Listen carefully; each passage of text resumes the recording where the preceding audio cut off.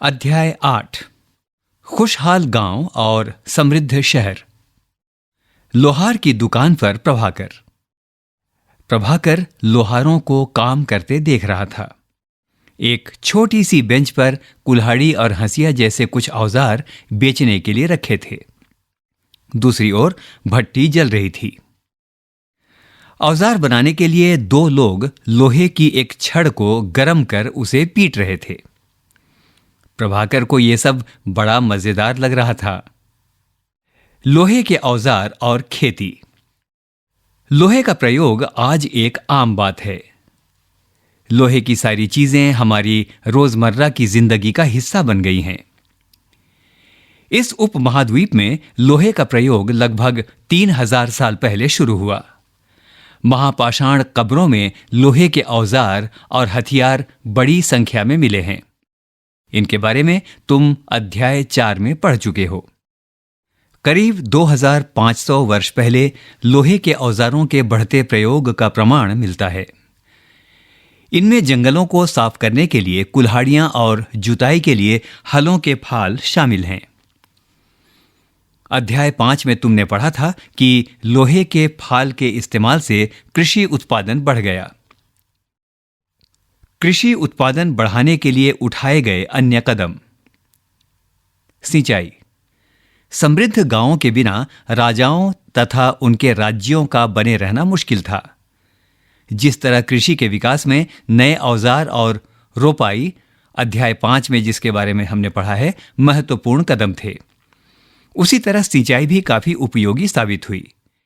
इस समय सिंचाई के लिए नहरें, कुएं, तालाब और कृत्रिम जलाशय बनाए गए। अब एक नजर इस पृष्ठ पर छपे कुछ चित्रों की ओर। इस पृष्ठ पर कुछ चित्र दिए गए हैं जिसमें औजारों की सूचियां हैं।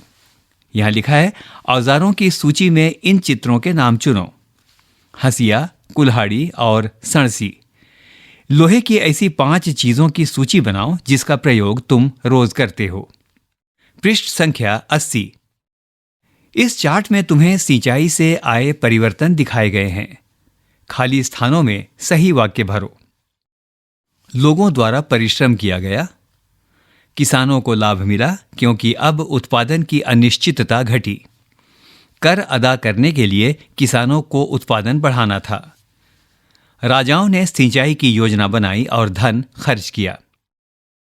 यहां कुछ विकल्प दिए गए हैं। खाली जगह पर आप अपने विकल्पों को भर सकते हैं। 1. राजा को सेना, महल और किले बनवाने के लिए धन चाहिए। 2. वे किसानों से कर लेते हैं। 3. खाली है। 4. यह सिंचाई से ही संभव था। 5 और 6 दोनों बॉक्स खाली हैं। 7. कृषि उत्पादन बढ़ा। 8. राजस्व भी बढ़ा। 9.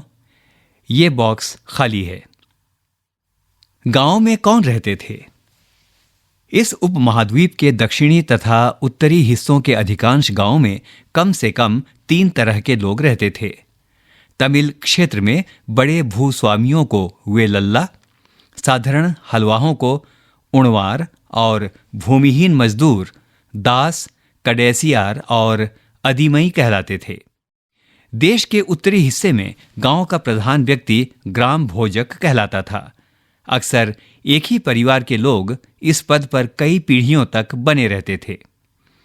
पृष्ठ संख्या 81। यानी कि यह पद अनुवांशिक था।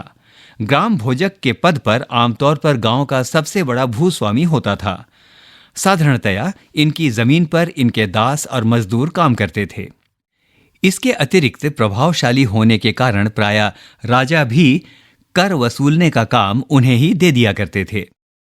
ये न्यायाधीश और कभी कभी पुलिस का काम भी करते थे। ग्राम भोजकों के अलावा अन्य स्वतंत्र कृषक भी होते थे जिन्हें गृहपति कहते थे।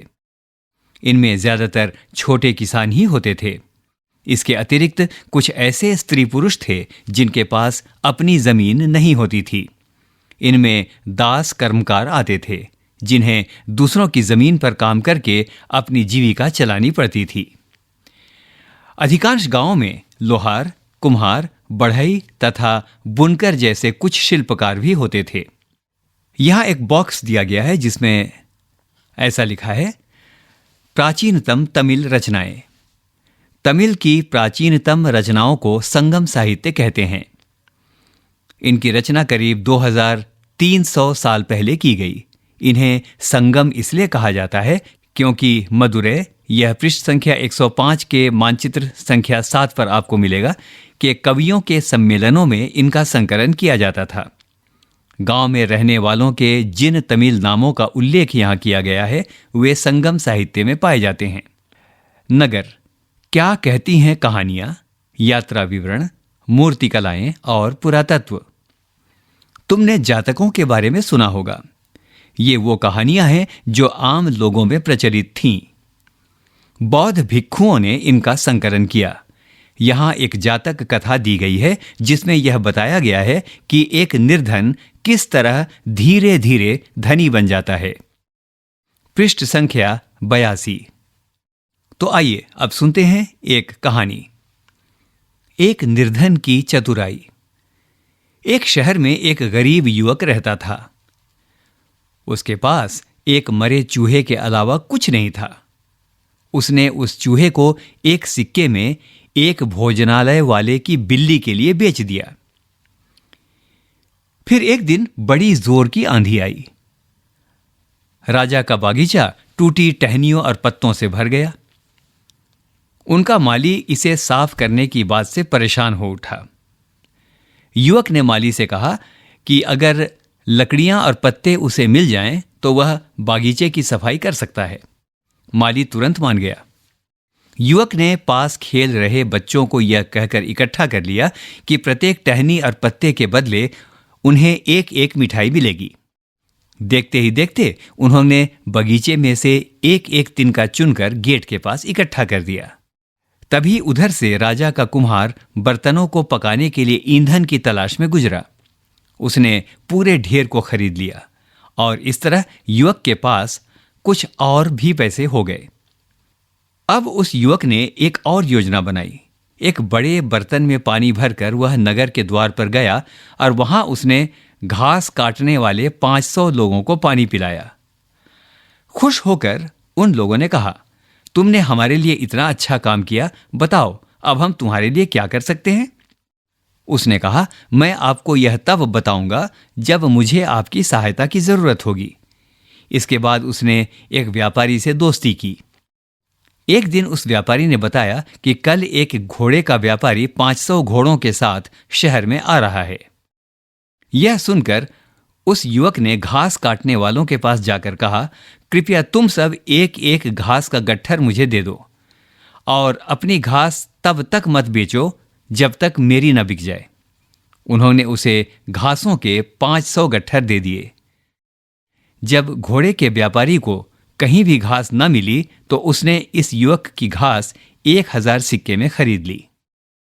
कुछ करने के लिए इस कहानी में आए व्यक्तियों के व्यवसायों की सूची बनाओ। प्रत्येक के लिए यह तय करो कि वे क शहर में, ख गांव में या फिर ग शहर तथा गांव दोनों में रहते थे। घोड़े का व्यापारी शहर में क्यों आया होगा? एक सवाल और, क्या महिलाएं कहानी में बताए व्यवसायों को अपना सकती थीं? उत्तर के कारण बताओ। अब सुनते हैं पाठ। प्राचीन नगरों के जीवन के बारे में हमें कुछ अन्य स्रोतों से भी पता चल सकता है। शहरों, गांवों या फिर जंगलों के जीवन से जुड़ी घटनाओं को मूर्तिकार कलात्मक तरीके से उकेरते थे। इन मूर्तियों को ऐसी इमारतों की रेलिंग, खंभों या प्रवेश द्वारों पर लगाया जाता था जहां लोग आते थे। पृष्ठ संख्या 83। इस पृष्ठ में सबसे पहले एक चित्र है और इस चित्र के बारे में यहां वर्णन है जिसके बारे में लिखा है, दिल्ली में मिला वलयकूप। साथ में एक प्रश्न है, हड़प्पा की जल निकास व्यवस्था से यह कैसे भिन्न है। इसी पृष्ठ पर एक और चित्र दिया गया है। ये सांची की मूर्तिकला है। यह मध्य प्रदेश स्थित सांची के स्तूप की मूर्तिकला का नमूना है। इसमें शहर के जीवन का दृश्य है। तुम अध्याय 11 में सांची के बारे में पढ़ोगे। इन दीवारों को देखो, क्या वे ईंट की बनी हैं या फिर लकड़ी या पत्थर से? क्या इनकी रेलिंग लकड़ी की बनी है? इन इमारतों की छतों का वर्णन करो। आइए अब पाठ में चलते हैं। अध्याय 5 में वर्णित अनेक शहर महाजनपदों की राजधानी थे। जैसा कि तुमने पढ़ा, इनमें से कुछ शहर परकोटों से घिरे होते थे। जैसा कि तुम ऊपर के चित्र में देख रहे हो, अनेक शहरों में वलयकूप मिले हैं। ये वलयकूप गुसलखाने, नाली या कूड़ेदान के लिए प्रयुक्त होते थे। प्रायः ये वलयकूप लोगों के घरों में होते थे। महलों, बाजारों या आम घरों के अवशेष बहुत कम मिले हैं। संभवतः लकड़ी, मिट्टी व कच्ची ईंटों या छप्पर से बने होने के कारण वे ज्यादा समय तक टिक ना पाए हों। भविष्य में पुरातत्वविद इनकी खोज कर सकते हैं। प्राचीन शहरों के बारे में वहां गए नाविकों तथा यात्रियों के विवरणों द्वारा भी पता चलता है। ऐसा ही एक विस्तृत विवरण किसी अज्ञात यूनानी नाविक का है। पृष्ठ संख्या 84। जिन जिन पत्तनों पर या बंदरगाहों पर वह गया, उन सभी के बारे में उसने लिखा है। मानचित्र 7 पृष्ठ 105 में भरूच ढूंढो। अब उसके द्वारा दिए गए वर्णन को पढ़ो। इस पृष्ठ पर एक बॉक्स दिया गया है जिसमें बेरीगाजा यानी भरूच का यूनानी नाम की कहानी दी गई है। बेरीगाजा की संकरी खाड़ी में समुद्र से आने वालों के लिए नाव चला पाना बहुत मुश्किल होता है। राजा द्वारा नियुक्त कुशल और अनुभवी स्थानीय मछुआरे ही यहां जहाज ला सकते थे। बेरीगाजा में शराब, तांबा, टिन, सीसा, मूंगा, पुखराज, कपड़े, सोने और चांदी के सिक्कों का आयात होता था। हिमालय की जड़ी बूटियां, हाथी दांत, गोमेद, कार्निलियन, सूती कपड़ा, रेशम तथा इत्र यहां से आयात किए जाते थे। राजा के लिए व्यापारी विशेष उपहार लाते थे। इनमें चांदी के बर्तन, गायक किशोर, सुंदर औरतें, अच्छी शराब तथा उत्कृष्ट महीन कपड़े शामिल थे। बेरीगाजा से आयात और निर्यात होने वाली चीजों की सूची बनाओ। 2 ऐसी चीजें बताओ जिनका उपयोग हड़प्पा युग में नहीं होता था। एक और बॉक्स यहां पर दिया गया है और जिसका शीर्षक है आहत सिक्के। इसमें लिखा है, आहत सिक्के सामान्यतः आयताकार और कभी कभी वर्गाकार या गोल होते थे। ये या तो धातु की चादर को काटकर या धातु के चपटे गोलिकाओं से बनाए जाते थे। इन सिक्कों पर कुछ लिखा हुआ नहीं था, बल्कि इन सिक्कों पर कुछ चिन्ह या ठप्पे से बने होते थे। इसीलिए ये आहत सिक्के कहलाए। ये सिक्के उपमहाद्वीप के लगभग अधिकांश हिस्सों में पाए जाते हैं और ईसा की आरंभिक सदियों तक ये प्रचलन में रहे। अब पाठ की ओर चलते हैं। सिक्के। पृष्ठ 82 पर दी गई कहानी में तुमने देखा कि किस तरह सिक्कों के आधार पर संपत्ति का मूल्यांकन किया गया। पुरातत्वविदों को इस युग के हजारों सिक्के मिले हैं। सबसे पुराने आहत सिक्के थे जो करीब 500 साल चले। इसका चित्र नीचे दिया गया है। चांदी या तांबे के सिक्कों पर विभिन्न आकृतियों को आहत कर बनाए जाने के कारण इन्हें आहत सिक्का कहा जाता था। पृष्ठ संख्या 85। इस पृष्ठ पर सबसे पहले एक बॉक्स बना है और बॉक्स का शीर्षक है विनिमय के अन्य साधन। संगम साहित्य की इस छोटी सी कविता को पढ़ो। आइए कविता सुनते हैं। खेतों के सफेद धान गाड़ियों पर लादे जा रहे हैं। नमक के लिए लंबे लंबे रास्ते, चांदनी सी सफेद रेत पर परिवार को समेटे, कहीं पीछे छूट न जाएं। शहरों से नमक के सौदागरों के यूं चले जाने से सिर्फ सन्नाटा रह जाता है। समुद्र के किनारे नमक का बहुत ज्यादा उत्पादन होता था। कुछ प्रश्न। व्यापारी किस चीज से इसका विनिमय करते हैं? प्रश्न संख्या 2। वे किस तरह यात्रा कर रहे हैं? अब आइए पाठ की ओर चलें। नगर, अनेक गतिविधियों के केंद्र। अक्सर नगर कई कारणों से महत्वपूर्ण हो जाते थे। उदाहरण के लिए मथुरा, जो मानचित्र संख्या 7 पर पृष्ठ 105 पर दिया गया है। देखो, यह 2500 साल से भी ज्यादा समय से एक महत्वपूर्ण नगर रहा है, क्योंकि यह यातायात और व्यापार के 2 मुख्य रास्तों पर स्थित था। इनमें से एक रास्ता उत्तर पश्चिम से पूरब की ओर और दूसरा उत्तर से दक्षिण की ओर जाने वाला था। शहर के चारों ओर किलेबंदी थी और इसमें अनेक मंदिर थे। आसपास के किसान तथा पशुपालक शहर में रहने वालों के लिए भोजन जुटाते थे। मथुरा बेहतरीन मूर्तियों को बनाने का केंद्र था। लगभग 2000 साल पहले मथुरा कुषाणों की दूसरी राजधानी बनी। इसके बारे में तुम अगले अध्याय में पढ़ोगे। मथुरा एक धार्मिक केंद्र भी रहा है। यहां बौद्ध विहार और जैन मंदिर हैं। यह कृष्ण भक्ति का एक महत्वपूर्ण केंद्र था। पृष्ठ संख्या 86। मथुरा में प्रस्तर खंडों तथा मूर्तियों पर अनेक अभिलेख मिले हैं। आमतौर पर ये संक्षिप्त अभिलेख हैं जो स्त्रियों तथा पुरुषों द्वारा मठों या मंदिरों को दिए जाने वाले दान का उल्लेख करते हैं। प्रायः शहर के राजा रानी, अधिकारी, व्यापारी तथा शिल्पकार इस प्रकार के दान करते थे। उदाहरण के लिए मथुरा के अभिलेख में सुनारों, लोहारों, बुनकरों, टोकरी बुनने वालों, माला बनाने वालों और इत्र बनाने वालों के उल्लेख मिलते हैं। मथुरा के व्यवसायों की एक सूची बनाओ और एक ऐसे व्यवसाय का नाम बताओ जो हड़प्पा में नहीं था। आइए, इससे पहले कि पाठ में चले, हम इसके बॉक्स पर एक नजर डालते हैं। बॉक्स का शीर्षक है उत्तरी काले चमके पात्र, NBPW।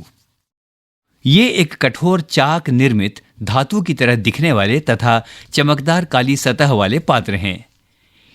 इसे बनाने के लिए कुम्हार मिट्टी के बर्तनों को भट्टों पर उच्च तापमान पर रखते थे, जिसके परिणाम स्वरूप इन बर्तनों की बाहरी सतह काली हो जाती थी। इन पर एक पतली काली लेप भी लगाई जाती थी जो इस बर्तन को शीशे जैसी चमक प्रदान करता था। अब आइए पाठ में चलें। शिल्प तथा शिल्पकार। पुरास्थलों से शिल्पों के नमूने मिले हैं। इनमें मिट्टी के बहुत ही पतले और सुंदर बर्तन मिले हैं जिन्हें उत्तरी काले चमकीले पात्र कहा जाता है, क्योंकि ये ज्यादातर उपमहाद्वीप के उत्तरी भाग में मिले हैं। ध्यान रहे कि अन्य दूसरे शिल्पों के अवशेष नहीं बचे होंगे। जैसे कि विभिन्न ग्रंथों से हमें पता चलता है कि कपड़ों का उत्पादन बहुत महत्वपूर्ण था। उत्तर में वाराणसी और दक्षिण में मदुरै इसके प्रसिद्ध केंद्र थे। यहां स्त्री पुरुष दोनों काम करते थे। अनेक शिल्पकार तथा व्यापारी अपने अपने संघ बनाने लगे थे, जिन्हें श्रेणी कहते थे। शिल्पकारों की श्रेणियों का काम प्रशिक्षण देना, कच्चा माल उपलब्ध कराना तथा तैयार माल का वितरण करना था, जबकि व्यापारियों की श्रेणियां व्यापार का संचालन करती थीं। श्रेणियां बैंकों के रूप में काम करती थीं, जहां लोग पैसे जमा रखते थे। इस धन का निवेश लाभ के लिए किया जाता था। उससे मिले लाभ का कुछ हिस्सा जमा करने वाले को लौटा दिया जाता था या फिर मठ आदि धार्मिक संस्थानों को दे दिया जाता था। पृष्ठ संख्या 87। यहां भी सबसे पहले एक बॉक्स और बॉक्स का शीर्षक है सूत कातने और बुनने के नियम। ये नियम अर्थशास्त्र के हैं। अध्याय 7 में अर्थशास्त्र का उल्लेख किया गया है। इसमें वर्णन किया गया है कि किस प्रकार एक विशेष पदाधिकारी की देखरेख में कारखानों में सूत की कताई और बुनाई की जाती थी। ऊन, पेड़ों की छाल, कपास, पटुआ तथा सन को तैयार करने के काम में विधवाओं, सक्षम अक्षम महिलाओं, भिक्षुणियों, वृद्धा वेश्याओं, राजा की अवकाश प्राप्त दासियों, सेविकाओं और अवकाश प्राप्त देवदासियों को लगाया जा सकता है। इन्हें इनके काम के और गुणवत्ता के अनुसार पारिश्रमिक देना चाहिए। जिन महिलाओं को बाहर निकलने की अनुमति नहीं है, वे अपनी दासियों को भेजकर कच्चे माल को मंगवा सकती हैं और फिर तैयार माल उन्हें भिजवा सकती हैं। वे औरतें जो कारखाने तक जा सकती हैं, उन्हें अपना माल कारखाने तक तड़के ले जाना पड़ता था, जहां उन्हें पारिश्रमिक मिलता था। इस समय माल को अच्छी तरह जांचने के लिए रोशनी रहती है। अगर निरीक्षक उस औरत की तरफ देखता है या इधर उधर की बातें करता है तो उसे सजा मिलनी चाहिए। अगर औरत ने अपना काम पूरा नहीं किया तो उसे जुर्माना देना होगा। इसके लिए उसका अंगूठा भी काटा जा सकता है। तुम्हारे लिए कुछ करने को। उन महिलाओं की सूची बनाओ जिन्हें निरीक्षक नियुक्त कर सकता था। क्या काम करने के दौरान महिलाओं को मुश्किलें झेलनी पड़ती थीं? अब पाठ की ओर। सूक्ष्म निरीक्षण। अरिकामेडु। मानचित्र 7 जो पृष्ठ 105 में दिया गया है में अरिकामेडु जो अब पुदुचेरी में है ढूंढो। पृष्ठ 88 में रोम के बारे में दी जानकारी को पढ़ो। लगभग 2200 से 1900 साल पहले अरिकामेडु एक पत्तन या बंदरगाह था। यहां दूर दूर से आए जहाजों से सामान उतारे जाते थे। यहां ईंटों से बना एक ढांचा मिला है जो संभवतः गोदाम रहा हो। यहां भूमध्य सागरीय क्षेत्र के एम्फोरा जैसे पात्र मिले हैं। इनमें शराब या तेल जैसे तरल पदार्थ रखे जा सकते थे। इनमें दोनों तरफ से पकड़ने के लिए हत्थे लगे हैं। साथ ही यहां एरेटाइन जैसे मुहर लगे लाल चमकदार पत्थर भी मिले हैं। इन्हें इटली के एक शहर के नाम पर एरेटाइन पात्र के नाम से जाना जाता है। इसे मुहर लगे सांचे पर गीली चिकनी मिट्टी को दबाकर बनाया जाता था। पृष्ठ 88। कुछ ऐसे बर्तन भी मिले हैं जिनका डिजाइन तो रोम का था किंतु वे यहीं बनाए जाते थे। यहां रोमन लैंप, शीशे के बर्तन तथा रत्न भी मिले हैं। साथ ही छोटे छोटे कुंड मिले हैं जो संभवतः कपड़े की रंगाई के पात्र रहे होंगे। यहां पर शीशे और अर्ध बहुमूल्य पत्थरों से मनके बनाने के पर्याप्त साक्ष्य मिले हैं। अब एक नजर यहां पर दिए गए एक चित्र की ओर। एक चित्र यहां दिया गया है जिसके विषय में लिखा है अभिलेखित मिट्टी के बर्तन। कई बर्तनों पर ब्राह्मी लिपि में अभिलेख मिले हैं। प्रारंभ में तमिल भाषा के लिए इसी लिपि का प्रयोग किया जाता था, इसलिए इन्हें तमिल ब्राह्मी अभिलेख भी कहा जाता है। तुम्हारे लिए कुछ करने को। रोम के साथ संबंध दर्शाने वाले साक्ष्य की सूची बनाओ। अब एक बॉक्स और इस बॉक्स में एक चित्र को हम देख सकते हैं। इसका शीर्षक है एक्वाडक्ट। आइए इसके वृतांत में चलें। बॉक्स का शीर्षक है अन्यत्र। मानचित्र 6 जो पृष्ठ संख्या 76 में है उसमें रोम को ढूंढो। यह यूरोप के सबसे पुराने शहरों में से एक है। इसका विकास लगभग तभी हुआ जब गंगा के मैदान के शहर बस रहे थे। रोम एक बहुत बड़े साम्राज्य की राजधानी था।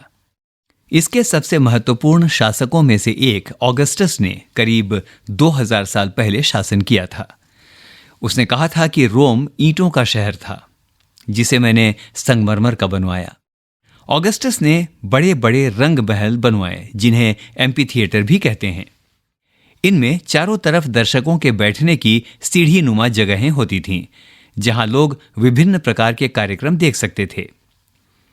उन्होंने स्नानागार भी बनवाए जहां स्त्रियों तथा पुरुषों के लिए अलग अलग समय निर्धारित थे। यहां लोग एक दूसरे से मिलते थे और आराम करते थे। बड़े बड़े जलवाही सेतु यानी एक्वाडक्ट के जरिए शहर के स्नानागारों, फव्वारों तथा गुसलखानों के लिए यहां पानी लाया जाता था। एक प्रश्न तुम्हारे लिए। ये बड़े खुले रंग मंडल यानी एम्पी थिएटर और जलवाही सेतु इतने दिनों तक कैसे बचे रहे? पृष्ठ संख्या। अगर आपको यह कहानी पसंद आई हो तो लाइक करिए और इसी तरह की और कहानियों तथा किताबों को सुनने के लिए सब्सक्राइब करें हमारे चैनल को और दबाएं बेल आइकन।